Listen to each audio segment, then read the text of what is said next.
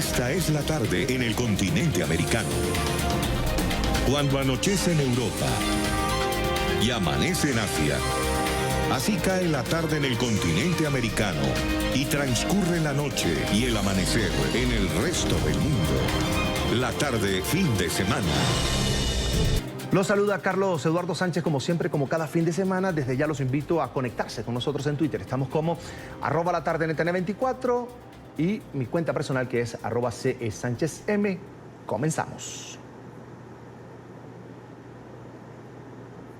Bien, a esta hora vamos a hablar de la crisis que vive el Perú. En solo 3 años y 3 meses los ciudadanos han conocido 2 presidentes y 80 ministros de Estado. Tras el nombramiento del nuevo gabinete ministerial por parte del presidente Martín Vizcarra, se espera que prevalezca la estabilidad en el país. El informe a continuación es de nuestra cadena aliada América TV. En apenas 3 años y 3 meses, el país ha tenido 2 presidentes, 5 gabinetes y 80 ministros de Estado. Algunos titulares de portafolios han repetido el plato en sus cargos o han sido colocados en nuevas carteras. Es el caso de Fabiola Muñoz, que ha sido nombrada 3 veces ministra de Estado, 2 veces en el Ministerio de Ambiente y otra en el Ministerio de Agricultura. También está Edmer Trujillo, quien estuvo en Vivienda y que ahora por segunda vez asume el Ministerio de Transportes. Cayetana Aljoví juró 3 veces al cargo de ministra, una al frente del MIDIS, otra en Relaciones Exteriores y la tercera vez como ministra de Energía y Minas.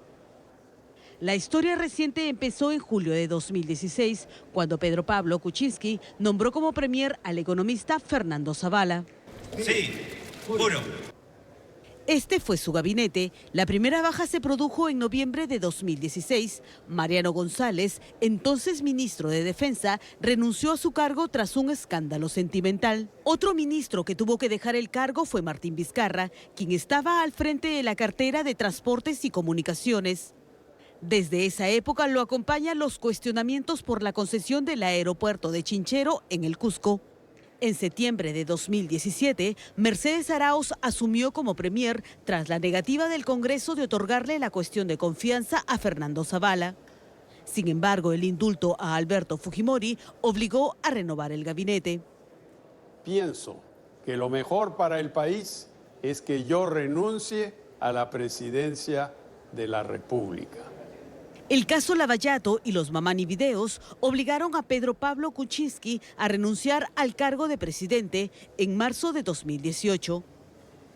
En su lugar asumió Martín Vizcarra, quien designó como premier a César Villanueva. En los siguientes meses se produjeron hasta 7 renuncias ministeriales. La más sonada fue la del ministro de Justicia, Salvador Heresi, luego de difundirse un audio con César Inostroza. Salvador del Solar asumió como premier en marzo de este año, tras la renuncia de César Villanueva. La disolución del Congreso marcó el inicio del gabinete Ceballos. Ahora se espera que prevalezca la estabilidad. Vamos a Colombia porque un juez legalizó hoy la captura de la hija de la ex congresista Aida Merlano, condenada por delitos electorales y quien esta semana se fugó por la ventana de un consultorio odontológico en la capital, en Bogotá. Un video de seguridad al interior del centro de salud muestra el momento en que Merlano habla con su hija Aida Victoria, segundos antes de la fuga. En los videos que muestran lo ocurrido dentro del consultorio minutos antes de la fuga, aparece Aida Victoria, la hija de Aida Merlano. Es esta joven de traje negro que está hablando por celular en un rincón del lugar mientras su mamá se cambia de ropa afanosamente. La fuga ya está en marcha. Aida Victoria permanece en el lugar mientras su madre saca la soga, aparentemente de esta cartera negra, y empieza la maniobra para amarrarla de la pata de un mueble. Madre e hija hablan en repetidas ocasiones. Aida Victoria mantiene buena parte de su atención centrada en el celular. Aparentemente intercambian algunos objetos y finalmente, con beso y abrazo, se despiden. La joven y su hermano salen del consultorio. Detrás de ellos va el odontólogo Javier Celi. Segundos después, Aida Merlano lanza la cuerda y salta por la ventana para escapar.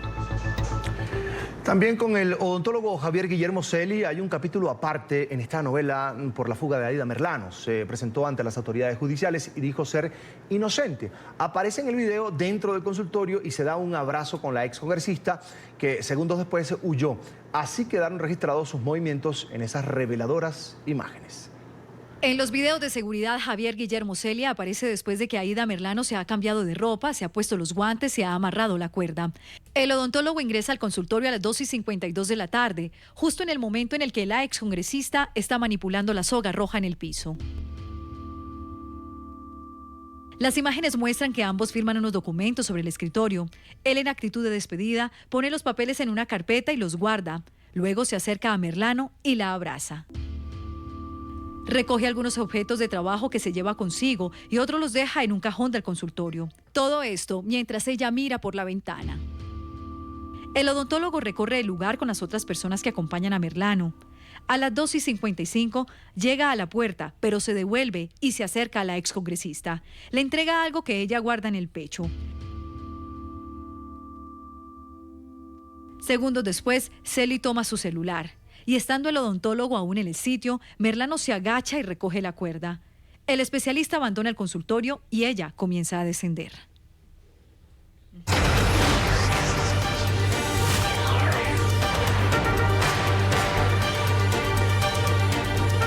Avanza en Florida la edición número 75 de la Asamblea General de la Sociedad Interamericana de Prensa. Nuestra directora de contenidos, Idania Chirinos, está con los protagonistas de la noticia. Idania, qué gusto saludarte. Una muy buena tarde para ti.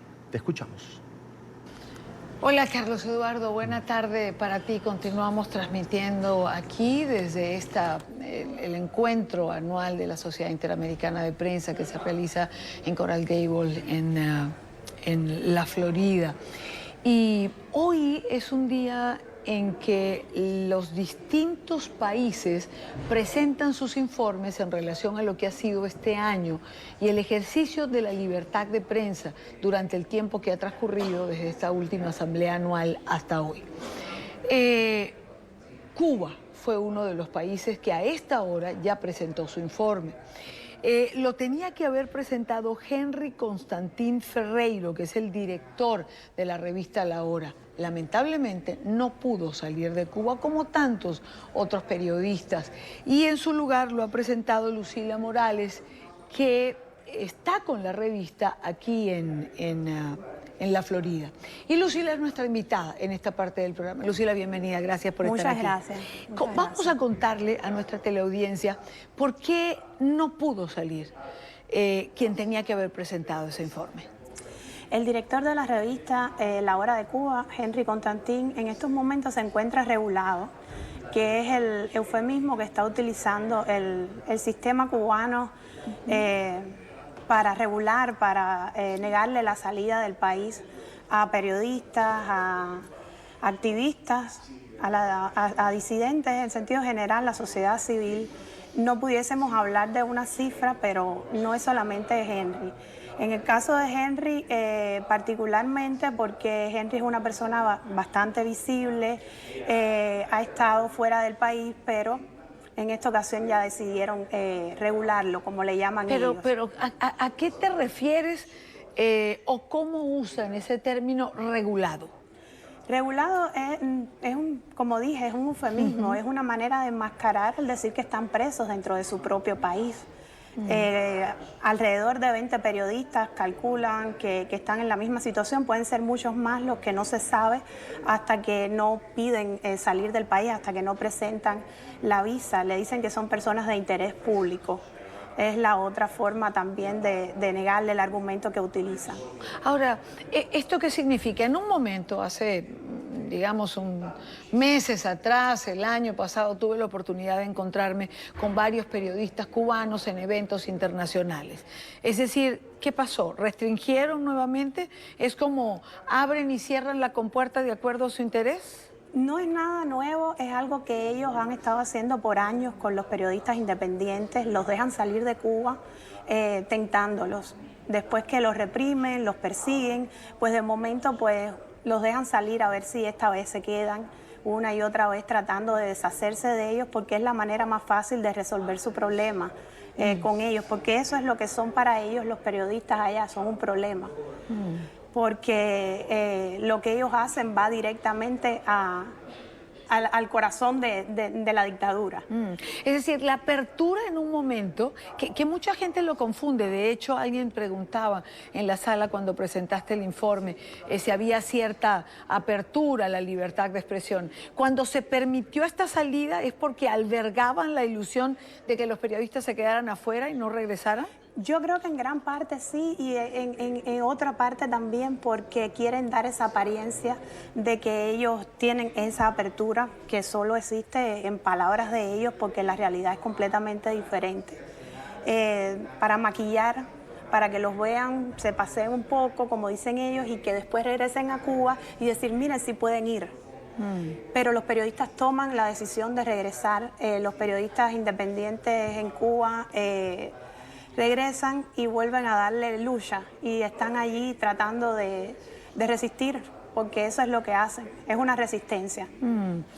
Tú señalabas en la presentación del informe que eras poco optimista o tenías un optimismo moderado en relación a la libertad de expresión en Cuba. Es que la libertad de expresión y la democracia todos sabemos que va de la mano. Claro. Y en tanto no hay no una exista, sin la otra. Exacto. Y en tanto no exista democracia, la libertad de expresión, la libertad de prensa en Cuba no va a tener buena salud. Tenemos luchadores que están allá, que son estos periodistas que hacen todo lo que pueden, todo lo posible, pero no es suficiente. No es suficiente. La buena salud del periodismo es lo que vendría, depende de la buena salud de una democracia. No se puede hacer periodismo en un país sin democracia, y eso es lo que se intenta hacer y lo que se ha estado tratando de hacer en Cuba. Al final se hace, con mucha dificultad se hace, pero con miles de limitaciones. ¿Cuáles son esas limitaciones? ¿Cuáles son esas dificultades que el ejercicio del periodismo independiente tiene que confrontar cotidianamente en Cuba? Desde la represión, una represión sutil, porque la represión en Cuba es algo que es difícil a veces hasta de describir porque son muchas pequeñas cosas, desde que te caminen en la calle detrás de ti, que tú sepas que tienes a alguien detrás, desde que tú sepas que te están escuchando las llamadas. Quizás no te estás preso, pero estás preso dentro de tu propio entorno, dentro de tu propia cotidianidad. Te dejan saber de que estás preso, de que dependes de ellos, que estás vigilado. Y qué más que los periodistas en Cuba tengan que estar por su cuenta, con ese apellido que no me gusta para nada, porque yo digo que el periodismo es uno solo y es el que se hace con libertad, sin etiqueta, pero de una manera con los años se ha ido diferenciando el periodismo oficialista que se hace dentro de Cuba, de propaganda, pudiéramos decir, al periodismo independiente que muchos han decidido tomar el camino del verdadero periodismo, con la ética que implica ser periodismo. Ahora, fíjate una cosa, Lucila. Vemos semanalmente, por ejemplo, cómo apresan a las damas de blanco cuando van a la iglesia. Vemos represión ciudadana, los arrastran por el piso. ¿Lo mismo ocurre con quienes practican ese periodismo independiente? Quizás no, de hecho no a ese extremo. Como te decía, con los periodistas, como tienen visibilidad, como son la cara directa de la prensa, de la comunicación, ellos mismos son los actores de la comunicación, pues quizás se cuidan un poco más con estos actos de represión tan extremos. Pero sí, completamente. En el informe allí yo describía como, por ejemplo, en el caso de Henry, ha sido durante sus detenciones amenazado diciendo que en cualquier momento lo pueden apuñalar, que es lo mismo que decir que en cualquier momento puede perder la vida. Claro. Que su casa ha sido vandalizada, su hijo, en este caso, que es el que está en la escuela, ha sido acosado en la escuela. Son diferentes formas de reprimir, como te decía, un poco más solapadas, más disfrazadas. Claro. Más sutiles. ¿Qué otra cosa rescatas de este informe que se ha presentado hoy en relación a Cuba? Bueno, en primer lugar, en estos momentos hay un periodista cubano abogado también, Roberto Quiñones, que está preso, injustamente preso desde el día 11 de septiembre, cumpliendo un año de condena en la provincia de Guantánamo, solo por tratar de hacer su trabajo. Estaba cubriendo un juicio de unos pastores religiosos, y lo apresaron de una forma violenta, completamente arbitraria. Él intentó incluso autodefenderse y no le fue permitido. Fidel Castro lo hizo hace 70 años y sin embargo hoy no se lo dejan hacer a un periodista y a un abogado cubano. Son cosas que... el otro, tenemos dentro del informe también se hace mención a un periodista independiente también que está en huelga de hambre, Guillermo del Sol. Hoy es su día 55. Está tratando de que levanten esta restricción con respecto a las salidas del país.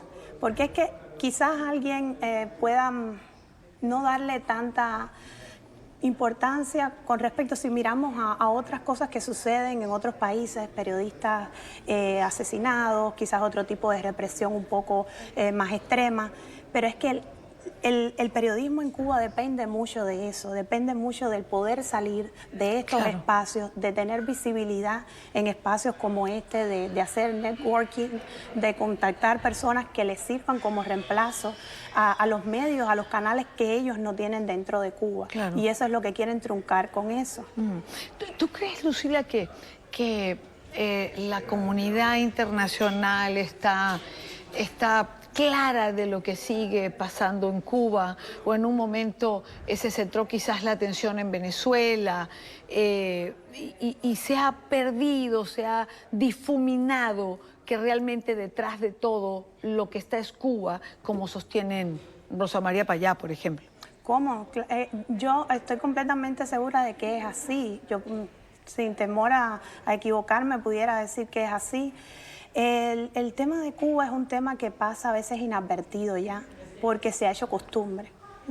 Llevamos 60 años con una situación que prácticamente no cambia. Se disfraza como un camaleón cada cierto tiempo, se habla de crisis o se habla de apertura, como para dar un sentido de evolución. A veces yo pienso que es parte de la estrategia de ellos, pero sigue siendo lo mismo. Y en estos momentos, desde 20 años atrás, pues, desgraciadamente comenzó a exportar poco a poco, sutilmente, su modelo hacia países como Venezuela, como Nicaragua. Y cómo que no, Cuba es el verdadero rostro de la situación que hoy atravesamos en Venezuela, en Nicaragua.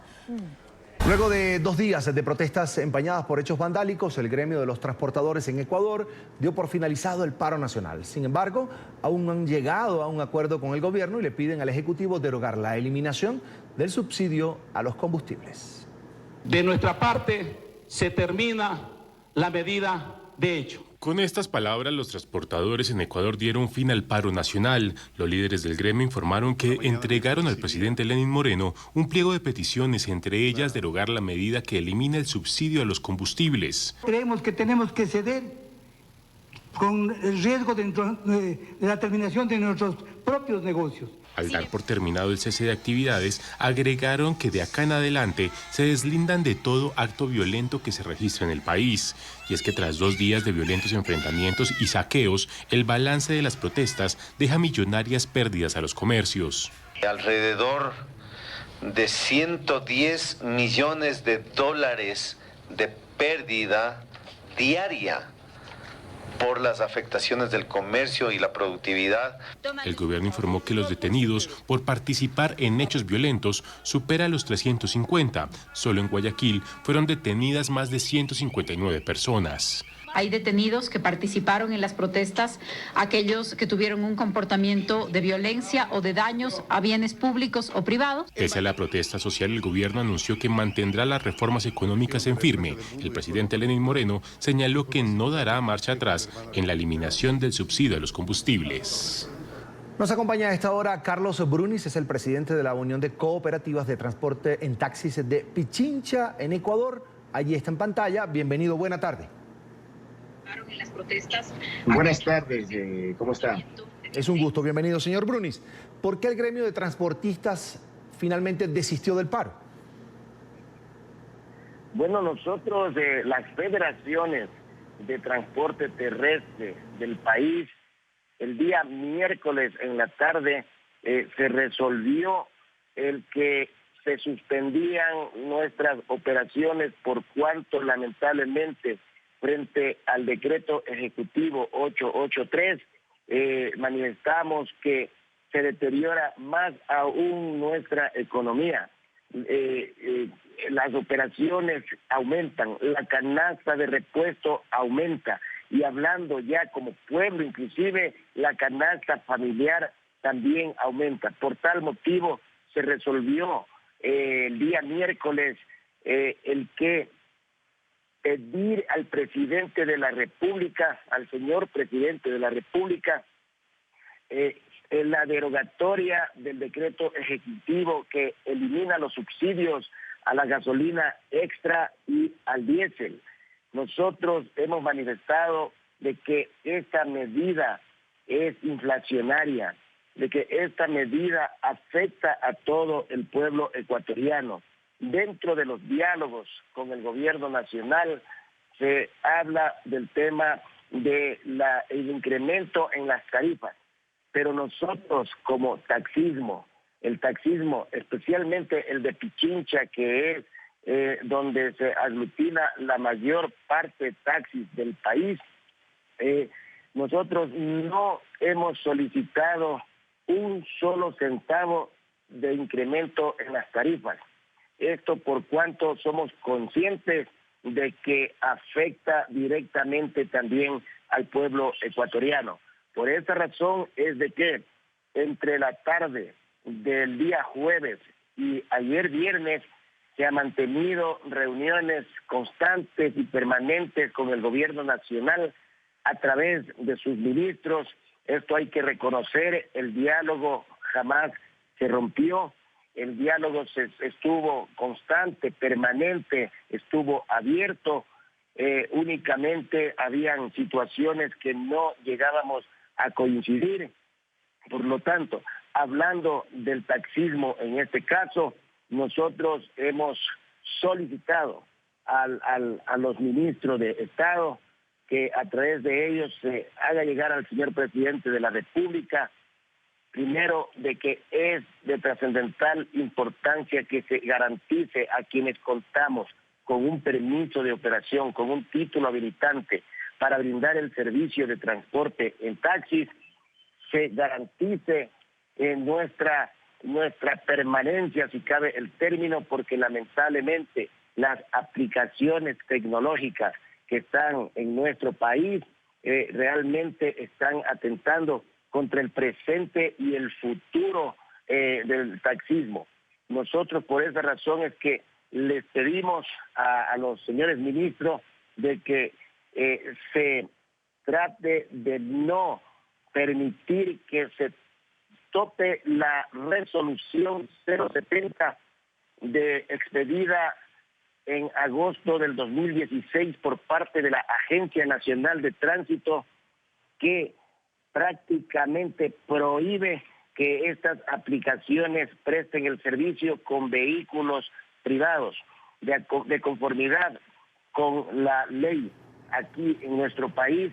Sí. Para brindar un servicio de transporte se necesita de un permiso de operación, de que la persona cuente con una licencia de chofer profesional, el vehículo tiene que ser homologado, es decir, una serie de requisitos que hay que cumplir, y no es posible que un vehículo privado, que inclusive la misma ley dice que es para satisfacer la necesidad de su propietario sin finalidad de lucro, salga a las calles a brindar el servicio.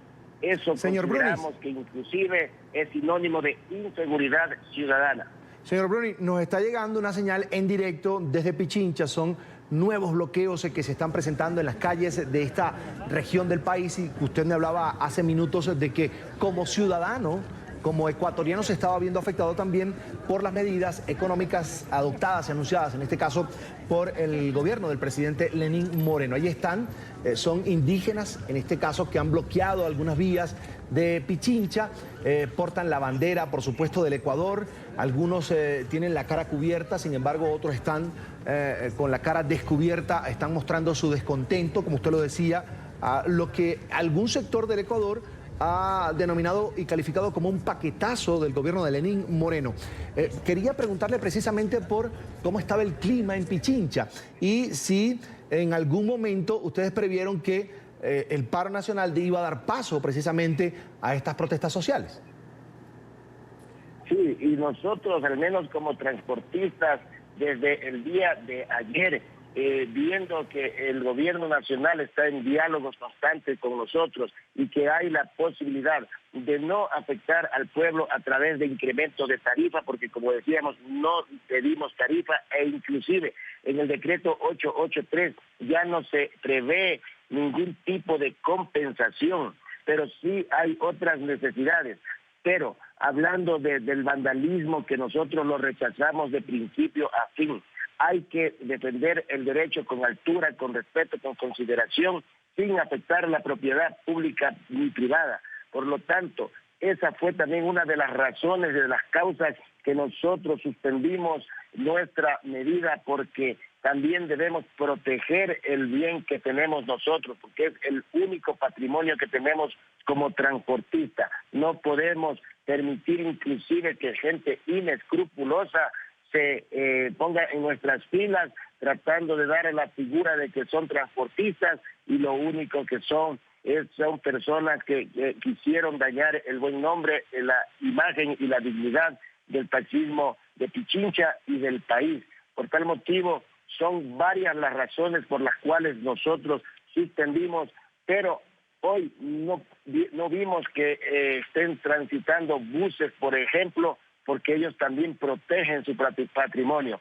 Los compañeros del taxismo, unos han salido arriesgando de pronto su propiedad y bueno, esperemos que no llegue a mayores.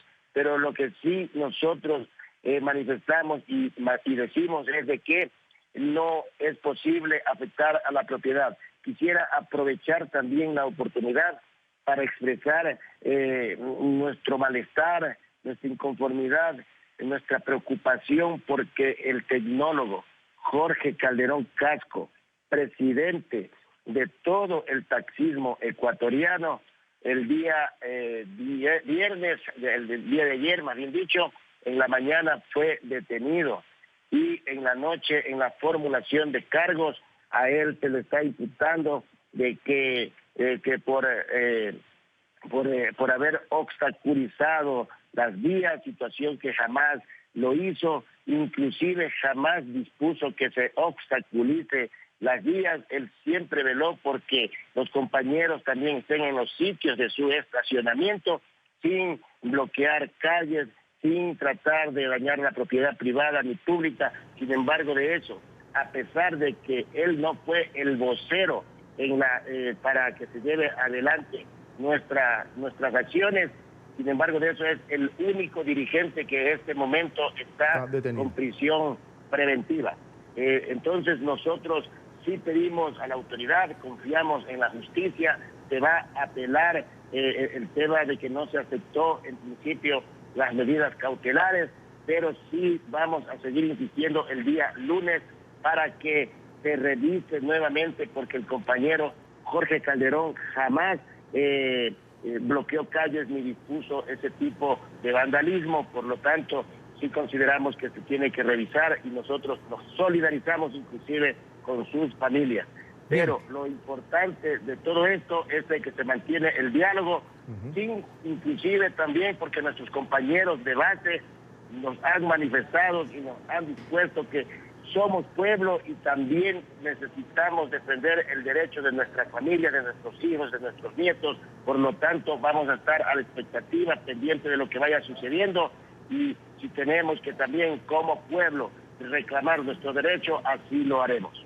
Bien, usted mismo le puso la conclusión a esta conversación. El gremio del transporte en el Ecuador entra en una fase de diálogo con el gobierno de Lenín Moreno, buscando pues llegar, por supuesto, a un acuerdo respecto a la eliminación de los subsidios al combustible. Y por otra parte, el gremio de transportistas pide la liberación de uno de sus agremiados. Es falso, dice usted, el señor Carlos Brunice, que haya estado liderando actos vandálicos, y además se desmarcan de los hechos de violencia que han vivido algunas ciudades del Ecuador en los últimos 2 días. Quiero agradecer, por supuesto, a Carlos Brunice, es el presidente de la Unión de Cooperativas de Transporte en Taxis de Pichincha, en Ecuador, por haber compartido estos minutos con nosotros aquí en la tarde fin de semana. Señor Brunice, muchas gracias, una feliz tarde para usted.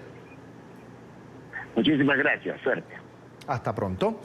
Seguimos con más de la tarde fin de semana y vamos a Nicaragua, porque a pesar de la crisis sociopolítica que afronta el país desde el abril de 2018, los detractores del régimen de Daniel Ortega no se rinden. Esta semana la Asociación de Familiares de Presos Políticos presentaron un proyecto de ley ante el Parlamento. El objetivo es conseguir una vía de libertad para los presos políticos y que sus juicios además sean anulados. La propuesta incluye un aparte para que ningún ciudadano nicaragüense sea encarcelado por manifestarse en contra de las políticas de Daniel Ortega. En esta parte nos acompaña Diana de Merlo, es la coordinadora de la Asociación de Familiares de Presos Políticos en Nicaragua y está en pantalla. Bienvenida a NTN 24. Gracias a ustedes por la invitación, ¿verdad? Muy agradecida. Bienvenida, señora Diana. Una ley de amnistía que busca que todos los detenidos por razones políticas sean liberados y que además se les anulen los juicios, no es como soñar en un país como Nicaragua, donde vemos que el régimen se mantiene en pie a punta de represión, persecución y ataques constantes a la libertad de expresión. Sí, no es una ley de amnistía lo que estamos buscando, es una iniciativa de ley que nosotros estamos introduciendo a la Asamblea Nacional para buscar la liberación inmediata de nuestros familiares que están secuestrados en las cárceles de nuestro país, ¿verdad? También estamos pidiendo pues, que a través de esa ley se le limpie su récord, porque la verdad ellos no han cometido ningún delito. Hasta el momento ellos están limpios y necesitamos que nos los liberen. Además, esa ley también abarca a los excarcelados, porque los excarcelados en este momento también están siendo asediados. Les están inventando crímenes comunes, casos comunes, y entonces nosotros estamos viendo la manera de proteger también a los excarcelados. Los están matando, entonces tenemos que buscar cómo proteger a nuestra familia. Y también en esa ley nosotros estamos solicitando o estamos viendo la manera del regreso inmediato de nuestros exiliados, porque no tienen por qué andar en otro país. Aquí este es su patria, este es su país donde ellos nacieron, donde ellos crecieron, donde ellos han tenido todo. Entonces, estamos viendo también por ello. Y esta ley va a tener una vigencia hasta que nosotros elijamos un nuevo gobierno de manera democrática. Porque la verdad nosotros tenemos mucho miedo que una vez que nos saquen a nuestras familias de las cárceles sigan capturando, sigan asediando y sigan haciendo tantos atropellos en contra de nosotros los nicaragüenses. Señora Diana, sabemos que la Asamblea Nacional está dominada por el régimen de Ortega. ¿Ustedes han hablado con parlamentarios oficialistas sobre la necesidad de esta ley, de esta liberación de presos políticos para avanzar en una solución a la crisis que vive el país desde el año pasado? Sí, hemos buscado todos los medios, hemos andado hablando con diferentes diputados y le hemos hecho ver, o sea, le hemos querido tocar lo del lado humanitario, que ellos vean que lo que ellos están haciendo no es lo correcto, que nosotros como ciudadanos nicaragüenses tenemos derecho a la protesta, tenemos derecho a salir a las calles, a estar en contra de las cosas que no nos convienen. Entonces, estamos esperanzados primeramente en Dios, que le toque los corazones a esta gente y que vean que realmente están equivocados y que no se dejen ya seguir dominando por un gobierno corrupto, un gobierno que nos quiere tener amedrentado con tanto asedio policial. La policía se ha prestado a toda esa situación y la verdad nosotros eso es lo que queremos, que el mundo mire cómo aquí la policía maltrata a un ciudadano y que ni siquiera camina armado. Simplemente su única arma es su bandera, nada más. Y que nosotros lo que queremos es que ellos también, porque va a haber un momento también de que ellos nos van a necesitar como pueblo. Entonces, estamos tocando su conciencia y que vean que realmente todo lo que han venido haciendo es ilegal y que todo lo que han venido haciendo está en contra de los derechos humanos. Dígame algo, ¿cuántos presos políticos hay actualmente en Nicaragua? Hay 139 presos políticos ya consensuados, confirmados tanto por la Alianza Cívica, nosotros que somos la Asociación de Familiares de Presos Políticos, la UPPN, y el Comité de Proliberación. O sea, somos cuatro organismos que nos sentamos, miramos, verificamos, vamos al territorio y realmente son 139 que están en las diferentes cárceles del país y en los diferentes sistemas penitenciarios del país. Señora Diana, ¿de qué delitos se les acusa a estas personas? De robo agravado, robo con violencia, aportación ilegal de armas, droga, tráfico de inmigrantes.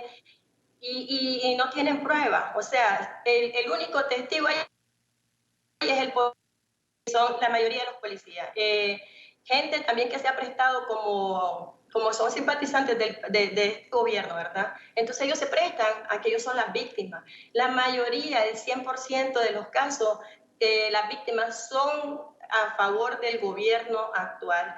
Y la verdad se han prestado en esta situación que yo creo que cuando nosotros ya tengamos un nuevo gobierno democrático vamos a hacer justicia. Vamos a hacer justicia porque ellos han mentido en esos juzgados. Se les ha violentado todo el proceso judicial a cada uno de ellos, inventando pruebas. Inclusive a los presos políticos no tienen derecho ni siquiera a probar de que no son ellos. Simplemente con el hecho de que esa víctima diga, él es suficiente para el juez. Y la verdad, todo ha sido irregular para toditito ellos. O si no les reprograman los juicios. Señora Diana, permítame una consulta más. En alguna etapa del diálogo con el régimen fueron liberados algunos opositores. Le quería preguntar por ellos, ¿cómo están? ¿Tienen todavía restricciones judiciales, por ejemplo? Una parte salió con la ley de amnistía que ellos se hicieron para ellos mismos, ¿verdad? No para nosotros, ¿verdad? Y otra parte sigue aún firmando, ¿verdad? Esperando de que los judiciales le digan que está con la ley de amnistía, pero la verdad la mayoría de los muchachos están muy mal. Muy mal. Ellos están asediados, ellos no pueden salir a protestar, ellos no pueden salir con su bandera azul y blanco porque inmediatamente tienen 5, 10, 15 patrullas encima, ¿verdad? Ellos no tienen derecho a nada, no tienen trabajo porque en el récord, hay un récord, ¿verdad?, que se le da para trabajo y en el récord le ponen que son tranquistas, golpistas, entonces nadie les da trabajo, ellos están muy desamparados, la mayoría de ellos están muy mal, en muy mala situación económica. Y por eso a veces ellos tienen que irse fuera del país a buscar otro tipo de vida. Pero yo creo en Dios y creo que muy pronto Nicaragua va a ser libre y ellos van a tener que regresar porque ellos son de aquí, esta es su patria, este es su suelo donde los vio nacer y ellos tienen que regresar. El presidente encargado de Venezuela, Juan Guaidó, visitó este sábado los mercados populares en distintos barrios de la capital venezolana. Allí constató la grave crisis de alimentación que vive el país, no por la escasez de los productos, sino por la falta de dólares para que la gente pueda adquirirlos. En Caracas está nuestro periodista Luis Laya con el reporte. Luis, buena tarde.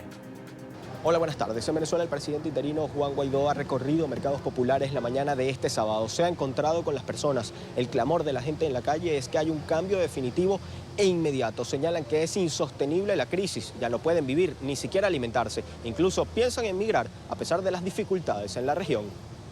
Esto ya no se aguanta.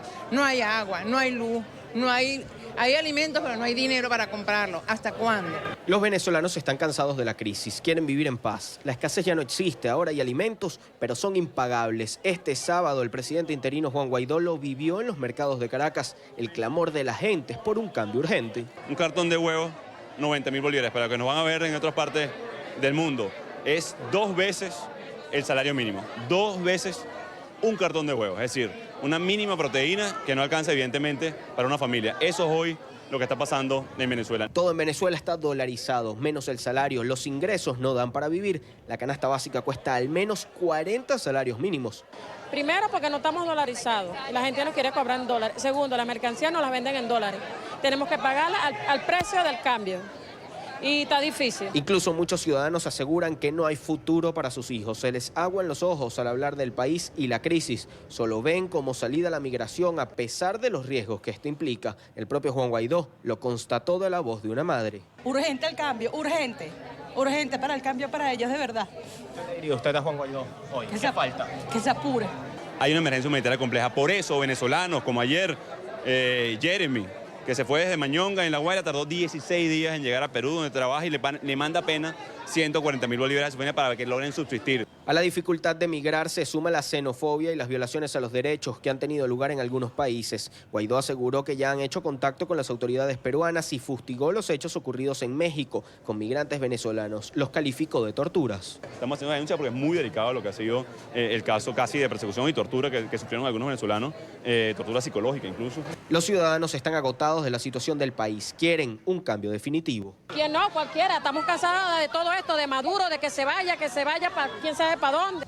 El propio presidente encargado ha señalado que es necesaria aquella presión de calle nuevamente. Podrían volver a tomarse las calles de Venezuela en mecanismo de protesta. Ha señalado que hay que presionar lo suficiente al régimen de Nicolás Maduro para que se le haga insostenible continuar usurpando el poder. Desde Caracas, Venezuela, para la tarde de NTN 24, Luis Alejandro Alaya. Luis, gracias. Una feliz tarde para ti, por supuesto. Nos acompaña a esta hora en estudio Tulio Hernández, es sociólogo venezolano, docente universitario, además escritor, es columnista de varios medios de comunicación en la región. Tulio, bienvenido, gracias por estar con nosotros. Gracias.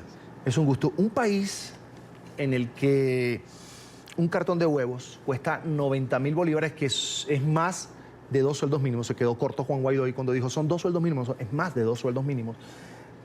Que vive esa situación, una familia, un país, una sociedad que vive esa situación de pobreza, ¿cómo se puede calificar la situación que vive Venezuela en este momento? Bueno, ya la calificó la ONU, sí, que es una emergencia humanitaria compleja. O sea, cuando se dice emergencia humanitaria compleja, se está diciendo que no es una emergencia que ha ocurrido, por ejemplo, por una catástrofe natural o por una guerra civil, no. Es una emergencia producto de muchos factores, entre los cuales resaltan 4. Un Estado que es incapaz de satisfacer las necesidades y los derechos de sus habitantes. Una economía que ha sido absolutamente destruida. Un estado permanente de violencia y de caos. Y una incapacidad de la población para satisfacer sus necesidades básicas. Para que entendamos, nunca a un país de América, ni siquiera Haití, la ONU lo había calificado de emergencia humanitaria compleja. Y los países que en este siglo han sido calificados como tal son Ruanda, Burundi, Guinea del Sur, o sea, más nada. Es decir, nosotros estamos, los venezolanos, Venezuela, no estamos viviendo una crisis. Estamos en el apocalipsis, en el sentido bíblico del término. Es decir, si nunca a un país, ni siquiera a Haití, ni siquiera a Nicaragua cuando la guerra entre los sandinistas y los contras, que dejó 28.000 muertos, se le había adjudicado esa calificación, pues tenemos que entender que lo de Venezuela es una catástrofe. No es un hecho normal y eso lo tienen que entender los demás países. O sea, si fuese simplemente una crisis económica... No, si fuese simplemente un tema político. Así es. No, a lo mejor ya se hubiese resuelto. Es una catástrofe. O sea, para entender lo que ha ocurrido en Venezuela, hay que imaginarse eso que la Biblia llamaba la octava plaga de Egipto. Hay que imaginarse toneladas de langostas azotando un terreno cultivado y destrozándolo y dejando solo ruinas a su paso. Eso es lo que ocurrió en Venezuela. Porque ni siquiera, por ejemplo, uno dice, ok, Cuba destruyó a su país. No, hizo un régimen de terror, controló la sociedad, pero no los dejó en el estado de desespero y de hambre en el que están los venezolanos. Los colombianos lo saben. Es decir, ver caminando, hace poco estuve en un paseo por tierra desde Pamplona a Bucaramanga. Y entre las 9 de la mañana y la 1 de la tarde, contamos las 4 personas que íbamos en el automóvil, 600 personas caminando. Entonces, ¿de qué estamos hablando? Venezolanos. Venezolanos. A veces los colombianos, con mucho cariño, nos dicen, sí, no, pero eso también lo vivimos nosotros. 3 millones de los nuestros se fueron a Venezuela. Sí, pero nunca vimos colombianos mendigando en Venezuela, ni nunca vimos el puente internacional Simón Bolívar lleno de gente de un extremo a otro, de colombianos desesperados tratando de llegar a Venezuela. No, fue otro tipo de migración. Fueron en busca de oportunidades y las consiguieron, además. Claro, y lo nuestro es, hay que decirlo, un apocalipsis, una tragedia. Una cosa que no se conocía en la historia de América Latina. Un proceso de destrucción, primero, de una democracia joven. Sí. Segundo, de una economía que era productiva. Tercero, de una de las mejores empresas petroleras que existían en la humanidad. Y cuarto, en la humanidad es una exageración, en el planeta. Y cuarto, lo más grave, la destrucción del futuro de un país. Es demasiado. Usted es sociólogo y quería preguntarle, ¿cuándo se es pobre extremo? ¿Cuándo una familia puede decir está en la pobreza extrema? Hay muchos indicadores, ¿sí? Eso es muy complejo, pero hay uno elemental. Cuando sus ingresos no le permiten sobrevivir en el mínimo nivel de lo que un cuerpo humano necesita para no entrar en nivel de desnutrición. Es decir, Venezuela está viviendo ahorita, según Cáritas, una generación perdida, lo que se llama la generación Maduro, que son niños, los que nacieron desde el 2016 en adelante, que más nunca se recuperarán. Malnutridos. Desnutridos. Y serán siempre seres humanos poco competitivos, con poca capacidad para la educación y para el trabajo, porque en los 5 primeros años de su vida, que son los esenciales para formarse, no tuvieron el alimento necesario para lo que un cuerpo humano exige como nutrición mínima. Yo quiero que escuchemos una reciente propuesta de Nicolás Maduro, de esta semana. Esta semana Nicolás Maduro hizo una particular propuesta a los venezolanos y a su equipo. El líder del régimen ordenó a las autoridades educativas instalar huertos y gallineros en escuelas y colegios para paliar así la crisis que enfrenta el país. Dejemos a un lado las diatribas y los conflictos inútiles y concentrémonos en la educación, en la forja, en sembrar paso a paso, sembrar valores. Valga el comentario de la siembra, Aristóbulo. Los huertos escolares, se los encargo a ustedes, muchachos. En toda escuela y liceo tiene que haber un huerto. Tiene que haber algo grande. Tenemos que hacerlo. No hay excusa. Toda escuela y liceo tiene un espacio. Algunos tienen un espacio grande. El que tenga el espacio grande me pone también ahí animales. Unas 200 gallinas, 300 gallinas. Yo tengo mis gallinas en mi casa y yo mismo las cuido. Silvia y yo las cuidamos. Producción avícola y agrícola en los colegios con tanta tierra que tiene Venezuela. No, esto es de verdad una vulgaridad. No es la primera vez que los dirigentes de este proyecto totalitario tratan de improvisar salidas a la crisis económica. Primero, Hugo Chávez en el 2003 más o menos decidió que iba a ser una economía basada en las cooperativas. Se gastaron millones y millones de dólares en eso. Y cuando se dio cuenta que estaba generando corrupción y que las cooperativas bien hechas generaban ganancias, y como se supone que ellos están en contra del capitalismo, pues eliminaron las cooperativas. Después se inventaron los gallineros verticales, un proyecto de que las familias tuvieran en los edificios criaderos de gallinas. Después lo que llamaron la agricultura urbana, que en los parques y en las plazas iban a sembrar lechugas y otros productos. De hecho, al lado del hotel, que en esa época era Hilton, ahora es Alba, donde llevan al turismo de izquierda radical a los grandes invitados. Les ponían al lado un sembradío de lechuga que nunca ocurrió. Todo esto es una farsa, es una mentira. A mí me da tanta tristeza verlo, porque es como una autohipnosis, es como una burla a sí mismos. Es decir, ¿quién ha visto?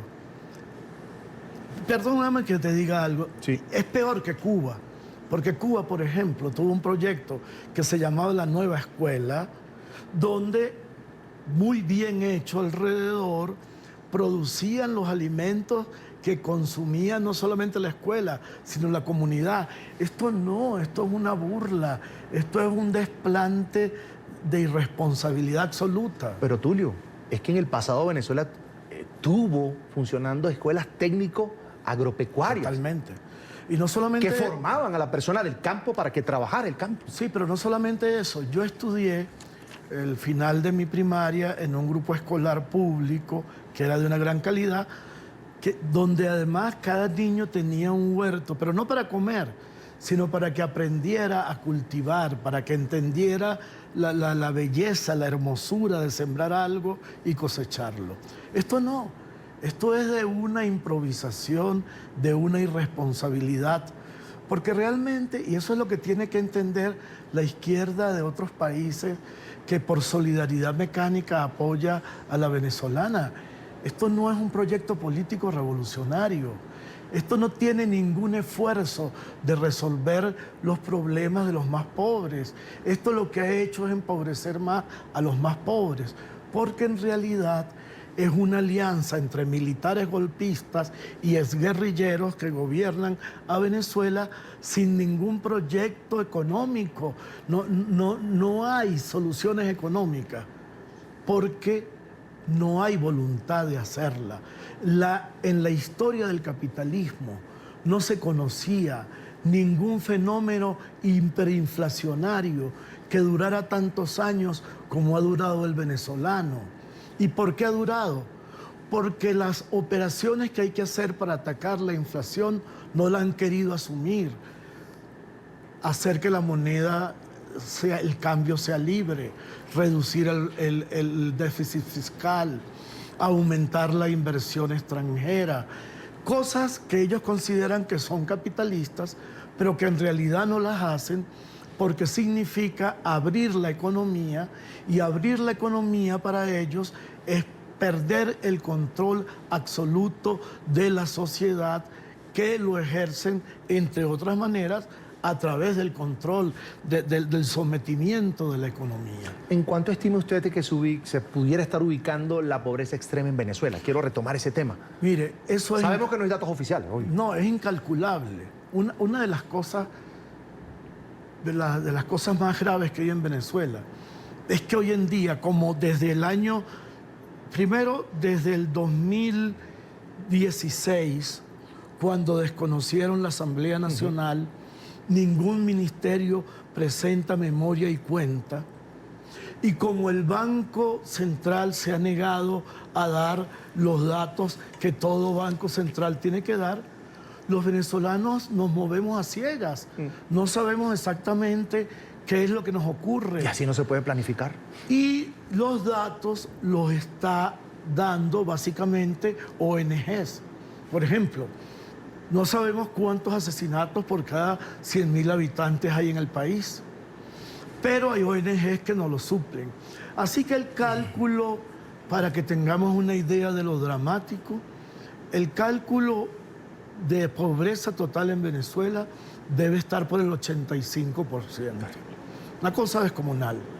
La clase media ha ido desapareciendo y la gente vive de las remesas, de lo que le mandan los familiares que han salido y los que habían ahorrado dinero en dólares. Pero yo le creo a algunos informes, como la encuesta de la Católica, de la Universidad Católica Andrés Bello, de que debemos estar por un margen de 60% de pobreza extrema. Terrible. Cuando uno ve un régimen como el de Venezuela, que trabaja para empobrecer el país, como usted lo describe muy bien, uno se pregunta, bueno, ¿por qué la región, algunos gobiernos de la región no actúan? ¿Por qué algunos gobiernos de la región no ven un peligro más allá, incluso del tema social, incluso para la democracia regional? Bueno, Venezuela es una amenaza, primero, para la seguridad regional. O sea, Venezuela, anteayer un diputado, creo que Paparoni, hablaba del aporte de Venezuela a la FARC, una cifra descomunal, superior a $1.000 millones, una cosa fuera de todo cálculo.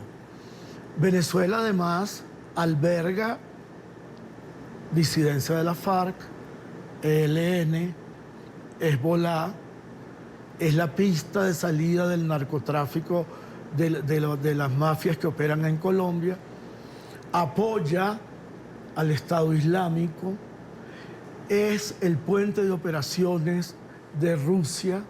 Es decir, Venezuela de Maduro se ha convertido en una amenaza para la estabilidad de la región suramericana. Eso es muy grave. Pero también en un punto de expansión de los totalitarismos del siglo XXI, que son un fenómeno muy complejo, porque no son como antes producto de dictaduras militares, sino que se puede llegar a ellos por vía electoral. Entonces yo creo que los demócratas de América Latina tienen que dedicarse a estudiar lo que fue el totalitarismo del siglo XXI venezolano, porque es un modelo que puede repetirse en otras zonas, no exactamente, para que exista... Un modelo que genera pobreza, además. Terrible. No es pobreza, es destrucción. O sea, lo que la gente tiene que entender, cuando yo digo apocalipsis, lo digo en un sentido estricto. Es algo que está fuera de los libros, está de la historia. O sea, en la historia de América Latina nunca se había visto nada igual. O sea, es destrucción sistemática, ensañada, caprichosa, obcecada, con placer. Porque a ellos no les duele el dolor. O sea, la tragedia de la gente común no les importa. Les importa la ideología, les importa el poder. Entonces, eso es para pensarlo seriamente. Ya para finalizar, un comentario más. ¿Usted cree que así se planificó la llamada revolución bolivariana desde que Hugo Chávez se le propuso al país un proyecto de país? ¿O fueron en el camino armando lo que hoy conocemos como esto que te dice, el apocalipsis? No, fue una secuencia de improvisaciones. Ellos creyeron, cuando les llegó el torrente de dólares, cuando el petróleo subió a 140, ellos creyeron que iba a ser eterno. Y como todo mal administrador, malversaron, dilapidaron y sobre todo mataron a la gallina de los huevos de oro. Es decir, destrozaron a PDVSA.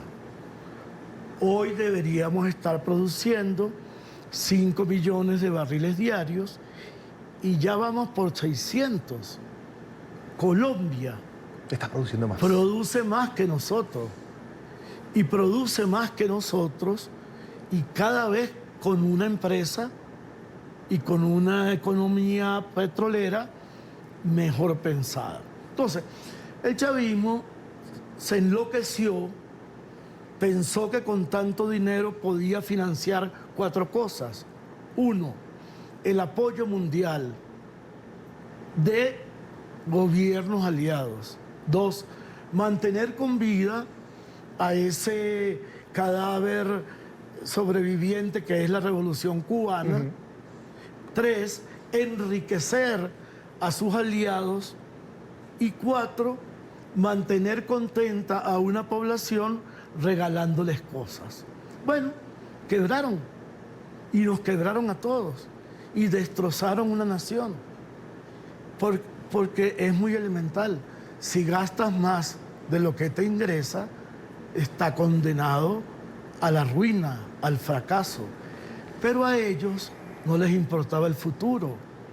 A ellos no les importaba el bienestar de la población. A ellos no les importaba crear una sociedad realmente nueva y más justa. A ellos les interesaba el poder. Y yo creo que en principio les interesaba exaltar la imagen del fallecido presidente Hugo Chávez, porque ese era su plan, venderse como un nuevo Bolívar. Quiero agradecer a Tulio Hernández, sociólogo venezolano, docente universitario, además escritor, columnista de varios medios de comunicación en el continente americano, por compartir con nosotros estos minutos aquí en la tarde de fin de semana. Como siempre es un gusto, Tulio, y bueno, lamentando mucho, por supuesto, la situación de nuestro país de Venezuela, que está, como tú lo dices, en una situación de apocalipsis. Así es. Un gusto, gracias. Muchas gracias. Venezuela sigue siendo un país sin condiciones favorables para vivir, en especial para la población más vulnerable. Hablo de los adultos mayores. Según el último estudio realizado por la ONG Convite, los adultos mayores, los venezolanos, los abuelos venezolanos pierden entre 1 kilo y 2 kilos de peso al mes por el casi imposible acceso a una dieta adecuada. La población mundial de adultos mayores de 60 años se duplicará. Pasará de 900 millones en 2015 a 2.000 millones para 2050. Pero en Venezuela, este logro de la humanidad parece convertirse en un problema, al ser el peor país para envejecer. El país tiene intención a todo el mundo, porque lo que nos está pasando no es nada, no es juego, es una cosa demasiado fuerte. Con todos los años que uno tiene, uno nunca había visto esta situación económica, social y política tan desagradable que se está viendo en este momento. Pero aquí la gente ha estado muy mal en todo el país, pues. No solamente aquí en Caracas casi no se siente, pero en el interior es peor todavía. La situación es más fuerte. Los adultos mayores en Venezuela lidian con el abandono o la soledad, incluso si permanecen en su propia casa. La migración forzada, los problemas socioeconómicos y muchos otros factores de la emergencia humanitaria compleja los afecta o desplaza. Sobre este tema quiero conversar con Luis Francisco Cabezas, es el director de la ONG Convite. Ahí está en pantalla. Bienvenido a NTN 24. Muchísimas gracias, Carlos Eduardo, por la gentil invitación y un saludo a toda la audiencia de NTN 24. Y bueno, aquí estamos para conversar lo que ustedes dispongan. Luis, los llamados años dorados deberían estar llenos de tranquilidad. Eso es lo que cualquier persona aspira. Sin embargo, los abuelos, los adultos mayores en Venezuela cada vez se la ven más difícil, más negra, con un ingreso mensual de 40.000 bolívares, apenas 1,96 dólares, casi $2, no llegan a los $2. ¿Cómo sobreviven? ¿Cuánta comida realmente pueden comprar con tan poco dinero? Sí, realmente la situación es dramática en Venezuela, es bueno decirlo. Según el Banco Mundial, toda persona para estar alejada de $1.90 diario. Pues resulta que un pensionado en Venezuela percibe eso, pero para todo un mes. Eso ya evidencia la gravedad de la situación de las personas mayores. Con ese monto que perciben los pensionados de 40.000 bolívares, lamentablemente no logran ni comprar ni siquiera un cartón de huevo. Un cartón de huevo en Venezuela está costando entre 80 y 85.000 bolívares, lo que hace, bueno, que efectivamente se haga absolutamente inaccesible para ellos. Es bueno decir que las personas se están muy mal alimentando. Las personas mayores sobre todo son rehenes de esa política de secuestro alimentario y de extorsión alimentaria que se llama el CLAP. El CLAP termina siendo la única alternativa a la que pueden tener acceso. Sin embargo, esta alternativa es una alternativa conformada por alimentos que no nutren, no tienen proteínas, lo que tienen fundamentalmente es granos, arroz, pasta, grasas, un kilo de leche, de una leche que es de dudosa calidad. Se han hecho estudios de esa leche que evidencian que son fundamentalmente una mezcla de grasa, azúcares y harina, y que su contenido de calcio no es el que nutricionalmente se coloca en la etiqueta. Entonces eso hace que efectivamente las personas son rehenes de esa caja. Es una caja en que las personas no eligen qué comer, no eligen las marcas, no eligen las cantidades, y ni siquiera pueden elegir los días que pueden adquirirla, porque eso está bajo digamos, la administración de unos grupos llamados VC, llamados consejos comunales, que discrecionalmente son los que distribuyen esta caja, y en muchos casos se cometen atropellos, se extorsiona a la gente, se coacciona a la gente con eliminarle el beneficio si llegaran a quejarse de los productos. Luis, el último estudio de Convite alerta que los adultos mayores pierden de 1 a 2 kilos de peso por mes. ¿Cómo llegaron a esos datos? Mira, esto es una información que es bueno hacerlo saber. Hicimos nosotros entre 2017 y 2018, cuando ni siquiera estamos en medio de la emergencia humanitaria compleja que actualmente estamos viviendo. Eso puede evidenciar que esa cifra ha aumentado. Eso lo hicimos fundamentalmente haciendo un levantamiento de información en unas casas de alimentación de la Gobernación de Miranda, en donde, a pesar de que las personas recibían al menos el almuerzo y la merienda diariamente, pues no recibían las otras comidas, no recibían la cena en muchos casos, y el programa funcionaba solo hasta los viernes, es decir, que sábado y domingo muchas de estas personas los lunes retornaban a la casa de alimentación hambrientos. ¿Por qué? Porque no habían tenido acceso a ninguna comida durante el fin de semana. Los abuelos sin duda son una población, Luis, vulnerable, necesitan medicamentos, asistencia de profesionales, asistencia médica. ¿Tienen acceso, te pregunto, a estos servicios ahora mismo en Venezuela, o enfermarse para un abuelo termina siendo una condena de muerte? Enfermarse es prácticamente el mayor temor de toda persona, pero más aún una persona mayor por sus condiciones. Toda persona, todos somos vulnerables realmente ante cualquier hecho, cualquier episodio de salud, solo que en la tercera edad los riesgos son mayores. En Venezuela, pues prácticamente, como tú lo dices, es una condena. Muchas de las personas mayores prácticamente se entregan a Dios, a rezar, a pedirle a Dios, que la única alternativa que tienen muchas personas es acudir a los brebajes, a las pócimas, a las preparaciones vegetales, que bueno, si en alguna época tuvieron efecto, pues realmente en pleno siglo XXI eso no se concibe, cuando los avances de la ciencia médica pues apuntan a aliviar el dolor, a aliviar el sufrimiento. En Venezuela ni siquiera es posible que las personas que padecen una enfermedad terminal puedan morir sin dolor. En Venezuela, acceder a una jeringa de morfina para calmar el dolor de una persona con cáncer es prácticamente una labor titánica. Entonces, por tanto, los avances de la ciencia médica en Venezuela pues no están teniendo efecto, porque bueno, pues tenemos un sistema de salud prácticamente caído, tenemos una imposibilidad de comprar los medicamentos básicos. Los adultos mayores han tenido que acudir como te digo, a las pócimas, a picar las pastillas para rendirlas, a tener métodos rudimentarios a través de los cuales pues no tienen efecto sobre sus padecimientos. Prácticamente muchos de ellos se aferran a la fe. Hablemos también de los ancianatos, esos lugares de reposo. ¿En qué condiciones están, sobre todo los públicos? Sí, mira, lamentablemente en Venezuela actualmente Convite acaba de terminar un estudio en donde visitamos 96 ancianatos o centros de larga estancia de todo, y pudimos constatar la terrible situación que están atravesando, pues fundamentalmente tienen dos grandes problemas: la posibilidad de acceder a los medicamentos y la posibilidad de abastecerse de manera regular de comida. Muchos de ellos han cerrado, otros han reducido la oferta de servicios, muchos ya ni siquiera han eliminado la pernocta, son centros día, y otros se les ha añadido un nuevo problema que tiene que ver con los cortes de electricidad, que son muy regulares en Venezuela. En algunas ciudades mucho más frecuentes, como en el caso de Maracaibo, el caso de Barquisimeto, el caso de San Cristóbal, son mucho más regulares, y bueno, pues enfrentan esa dificultad. Eso en muchos casos les impide a ellos poder tener acceso al agua potable, más allá de que la potabilidad del agua que consumimos en Venezuela es dudosa, asimismo se les daña las medicinas, la insulina que portada. Entonces, eso es un gran problema. Y un nuevo y reciente problema que tiene que ver con la migración forzada de venezolanos tiene que ver con que las personas están dejando abandonadas a las personas en los ancianatos. Nos comentaba el señor Baudilio Vega, el ancianato Madre Teresa de Calcuta en Mamés, que las consiguen en la puerta del ancianato con la cédula en la mano y un bolsito y más nadie, los dejan allí abandonados. O muchas personas que van y dan direcciones falsas, números telefónicos falsos, o al tratar de ser contactados, pues sencillamente se fueron del país.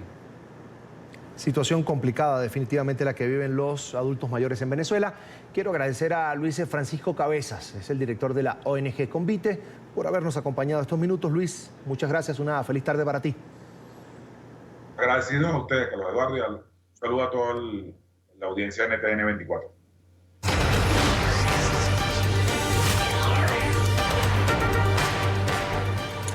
Volvemos a Coral Gables, en Florida, donde avanza la Asamblea General de la Sociedad Interamericana de Prensa número 75. Y Dania Chirinos es nuestra directora de contenidos aquí en NTN 24.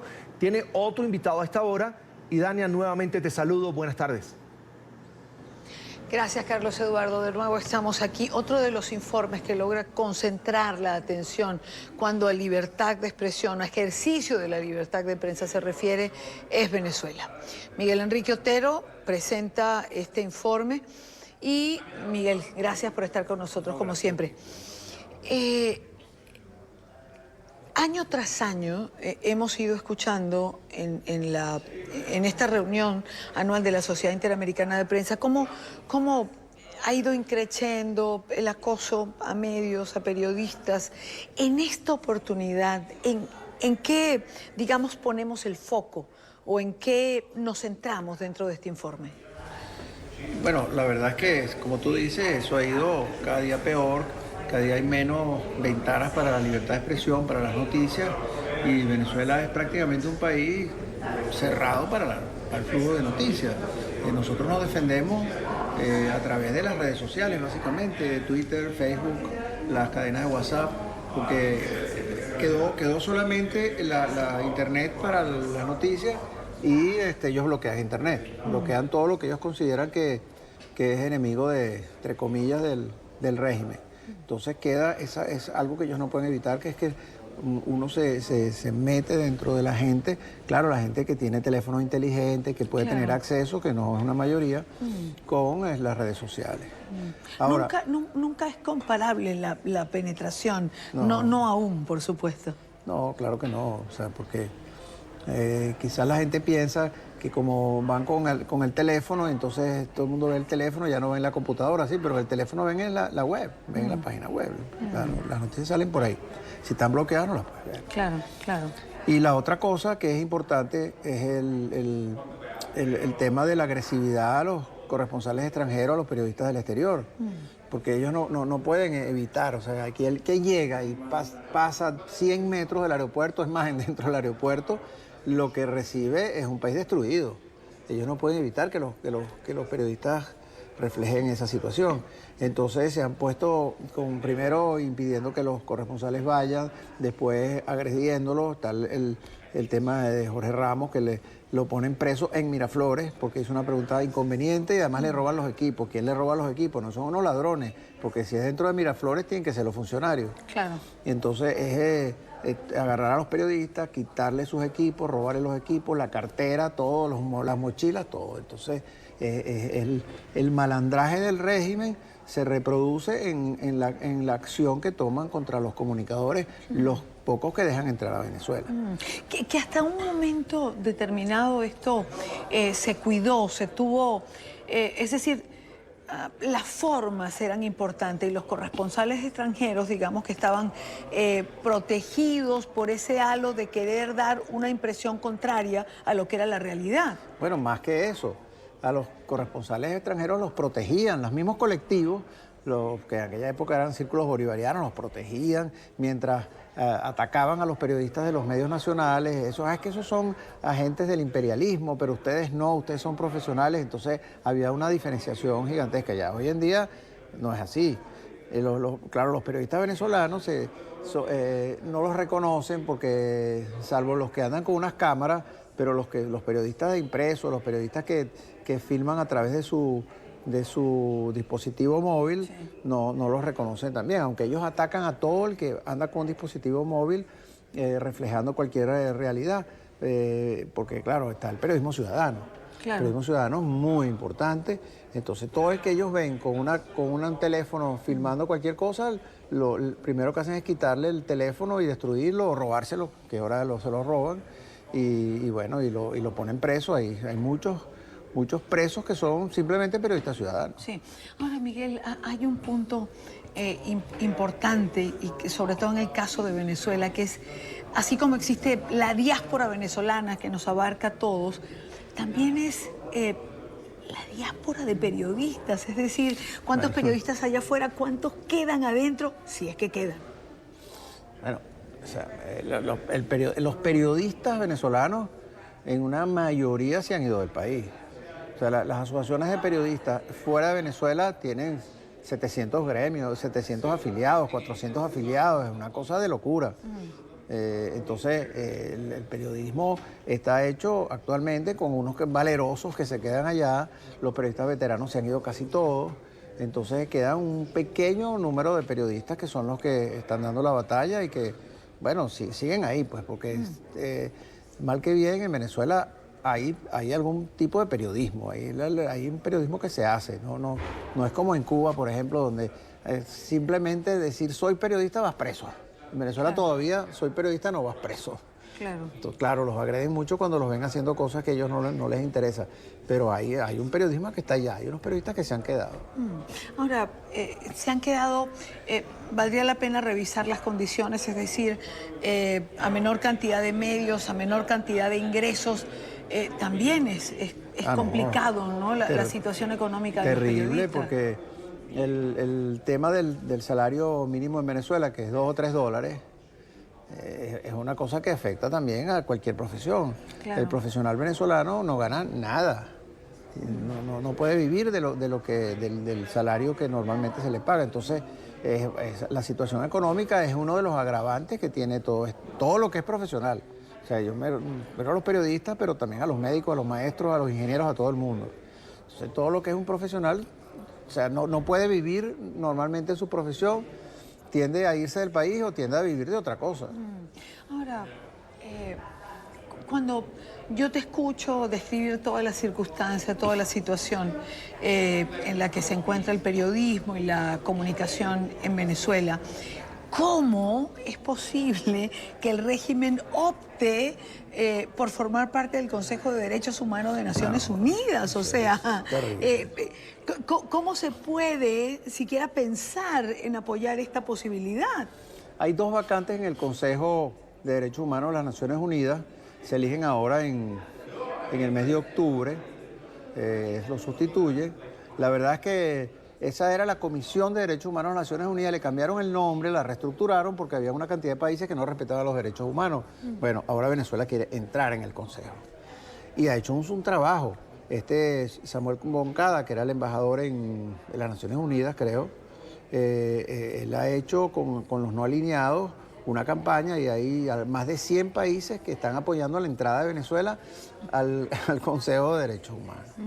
Costa Rica ha levantado la voz. Afortunadamente, y el que se dio cuenta fue Oscar Arias, yo hablé con él, Premio Nobel de la Paz, que vive en Costa Rica, estaba horrorizado, eso no había salido en los medios, y él movió al país, pues movió a Costa Rica para que Costa Rica propusiera un sustituto de Venezuela.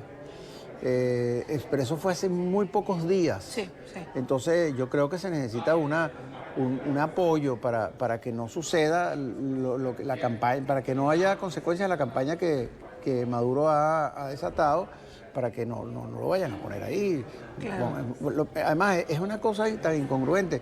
El informe de la Bachelet, que es un informe que se presentó, que es desde la comisionada de Derechos Humanos de las Naciones Unidas. O sea, todo está ahí, es la misma oficina prácticamente. Bueno, ella señala que hay más de 6.000 personas en Venezuela ajusticiadas asesinadas claro. por las fuerzas del régimen. Sí. Eso ya es una cosa masiva, no es mataron unos estudiantes, no, 6.000 personas. Entonces, ¿cómo es posible un país que tiene ese prontuario vaya a ser parte del Consejo de Derechos Humanos? Entonces hay que mover todo, yo lo voy a plantear aquí también en la CIP para que la CIP y todas las organizaciones protesten o lo señalen, o sea, llamen a la conciencia de las Naciones Unidas y nos vayan a nombrar esta cosa. Claro, y tú te refieres al de Bachelet, y luego viene Human Rights Watch en su capítulo América, que eleva en unos cuantos miles más la misma denuncia de asesinados por el régimen, porque hablan de las fuerzas especiales, el FAES. Y como tú dices, esto es masivo. No estamos hablando de que igual da 1 que 1000. Es decir, es un asesinato igual, pero... Y además son extrajudiciales. Absolutamente. Son asesinatos discrecionales. Sí.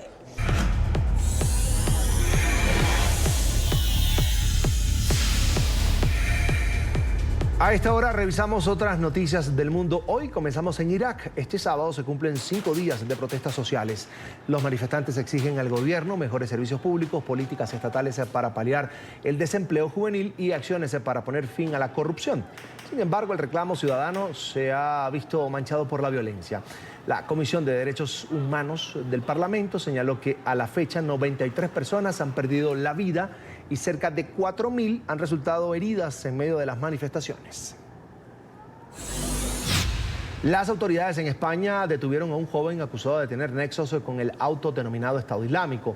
El hombre de 23 años de origen marroquí era parte de una red propagandística de ISIS que en varios videos publicados en redes sociales amenazó con atentar contra la vida de un juez de la Audiencia Nacional. Durante el operativo de captura realizado en una población cerca a Madrid, la capital, fueron encontrados materiales químicos para la fabricación de explosivos y una lista con posibles objetivos. En Francia, la Fiscalía refuerza la teoría de que el ataque en una estación de policía está relacionado con el terrorismo yihadista. Según el fiscal antiterrorista, el autor del atentado tenía una visión radical del Islam y estaba en contacto con individuos del movimiento islamista salafista. Las investigaciones preliminares han revelado que el hombre que murió de un disparo en la cabeza efectuado por un policía había aprobado algunos abusos cometidos en nombre de esta religión. El ataque con cuchillo dejó a 4 funcionarios muertos en la prefectura de policía de París, la capital de Francia. Y cientos de manifestantes en Hong Kong se reunieron en un centro comercial para leer una declaración contra el gobierno. Los ciudadanos leyeron al unísono un texto en el que plantean la propuesta de formar un gobierno interino. La protesta ocurre en medio del rechazo de la ciudadanía a una ley que prohíbe el uso de máscaras durante las movilizaciones en la ex colonia británica.